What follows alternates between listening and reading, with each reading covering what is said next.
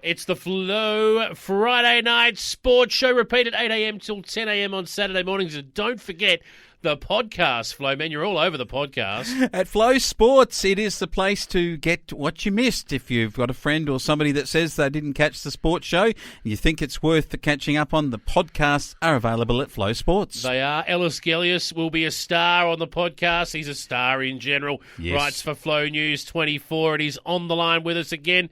Ellis, Flowman doesn't look quite as good in the seat as you did last week.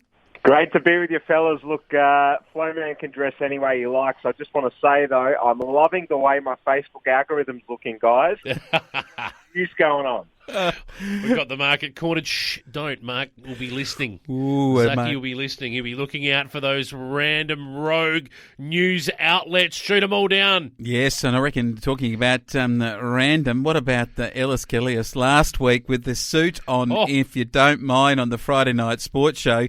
That'll be something we'll have to podcast pictures of because certainly you look like spectacular material. But Ellis, let's get to the real deal. Man City, they're the real deal. Can they lose this EPL championship now? Look, Manchester United were in a very similar position back in 2011, and everyone was saying back then that it's impossible. Manchester City were the runners-up at the time. Basically, everyone wrote off any possibility that Man United could lose it 10 points ahead, but guess what? They did. Man City went on and won that season in 2010-11. It might have been 11-12 actually, but it can happen, guys, absolutely. 10 points.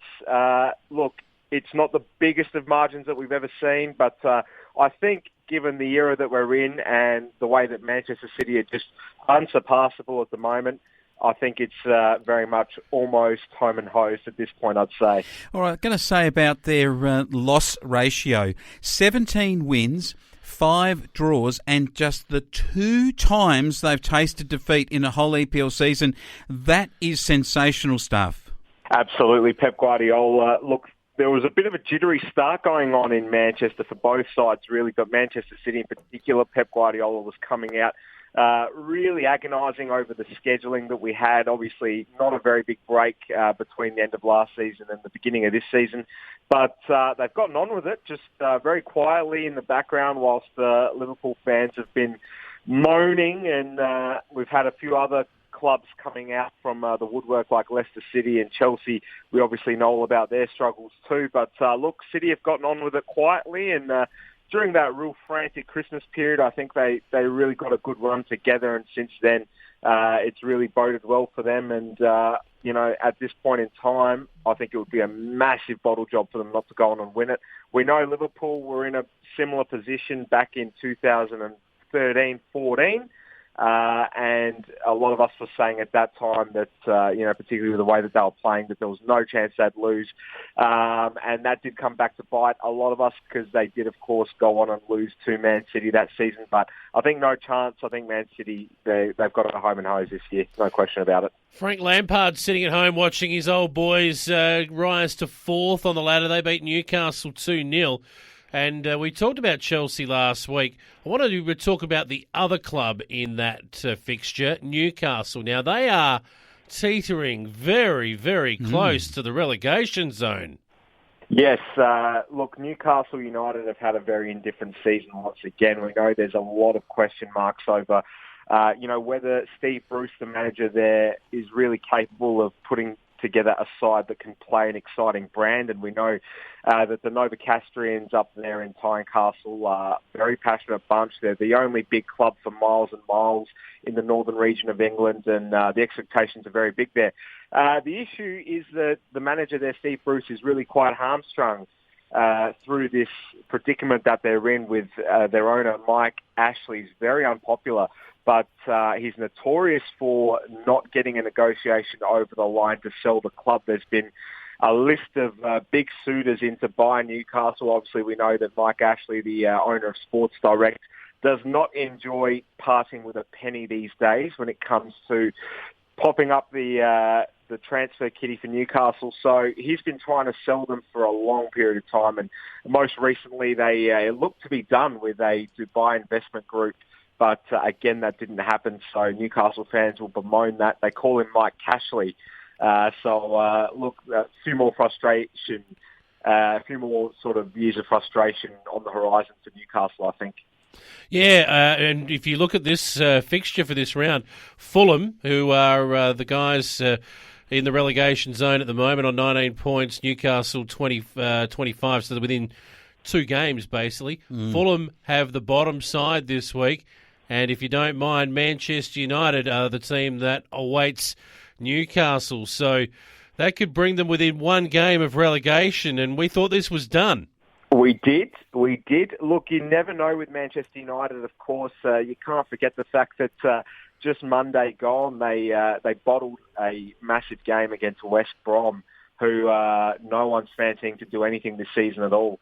So Newcastle, and particularly given the spice that's been involved in some of the historical battles between Man United and Newcastle, you can't count out a potential upset from Newcastle, but you'd assume it would be tough. It'll take a lot for them to get anything out of this game. But they did go and beat Everton at Goodison Park not too long ago, which obviously shows that they are capable guys.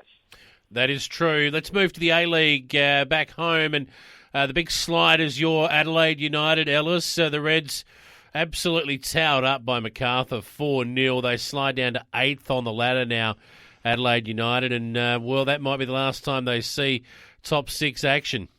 Yeah, look, thankfully we are only sort of a third of the way through the season, Jason, but at this point in time, and given the nature of the performances regarding Adelaide United, it's going to be an uphill battle to do anything remarkable this season at all. They've got to start tonight if it's going to happen at all against Central Coast Mariners. It's a huge game at Cooper Stadium. Look, the only thing that you sort of could consider favourable regarding, the elements behind this fixture is the fact that Central Coast haven't travelled outside of New South Wales so far yet this season, and we know that they are absolutely flying under Alan Sajic. They've won more games this season than they did throughout the entirety of last season. So Adelaide United with a massive challenge tonight against Central Coast, but they're yet to prove that they can do it outside of their home state, the Mariners. So Adelaide, they've got a chance. But look, with the way that they've been playing and, the lack of personnel available at the moment for the Reds, you'd be a brave person to tip them. Well, you wrote that in your article, actually, for flownews24.com.au about the Central Coast Mariners and whether or not they were up to the task away from home. You also had a look at a couple of managers in your article, Sydney FC and Brisbane Roar managers who will go head-to-head, the young guns, so to speak, of the managerial ranks. Absolutely, yeah. So Steve Corica, we know he's got runs on the board for Sydney, but you also have to really consider the fact that he inherited a fantastic squad, learned under the best for a number of years as well in Graham Arnold, who's now the manager of the Australian national team. So he's had a bit of a helping hand, old Steve Corica. Warren Moon, on the other hand, has been plucked out of the local leagues in Queensland, now in the top job in that state, managing Brisbane Roar, obviously. And given the struggles they had throughout a lot of last season under Robbie Fowler, very bland team to watch. Very unremarkable, you'd have to say, despite their finals qualification. Warren Moon has taken that team to some extraordinary heights this season. Obviously, Dylan Wenzel-Hall scoring goals for fun. And Brisbane Roar, they've got a lot of players that have flown under the radar throughout the off-season that no one really expected much from at all. But they're all delivering in spades this season. And I think this is going to be a real mouth-watering game between Sydney and Brisbane. Sydney will feel a challenge, that's for sure, for the first time in a number of weeks. So we can only wait and see whether Brisbane Roar have come far enough this far under Warren Moon to warrant what would be a very big upset indeed. All right, now Melbourne Victory get Newcastle Jets. You write in your article about a big slip on a banana peel now, Ellis. So Grant Brebner, what is looming for him? Look, Grant Brebner's under a lot of pressure, guys. I keep up to date religiously with all A-League forums on social media, and he's copying an absolute barrage like I've never seen before. A lot of people questioning where the ambition is from Melbourne Victory's board, given that Grant Brebner, no prior coaching experience before being appointed this season. A lot of people saying that this was just a easy and cheap option for Melbourne Victory to go with. What's really baffling is that the first assignment Grant Brebner had was to take this group of players to the Asian Champions League hub in Doha, which we obviously covered on Flow extensively back in November, and they were really good then. They managed to get out of the group against all the odds, and they were playing some real brave football at times, and it looked like during that off-season after the Champions League when Grant Brebner was able to assemble some of his reliable English targets, that the Victory would really be up for the fight in the A-League this season after obviously really disappointing everyone last season under Marco Kurz. So I think it's been quite surprising, to be honest. They haven't been helped by some of the scheduling issues. They're a few games behind, and when you're trying to get momentum on the board, it's quite difficult when you're constantly having your games rescheduled. But for Victory, they're going to start running out of games soon because they've only won once so far this season. They were lucky to do so on that occasion against Perth Glory, and they've looked second best just about every week. And we can't forget, guys, that this is the biggest club in the land, biggest membership base there is, and most successful club regarding amount of championships won. So the pressure's really on Grant Brebner. Obviously, host Newcastle Jets on Sunday. They have shown some really, really, really credible resilience in the last month, haven't lost in their last 4 games.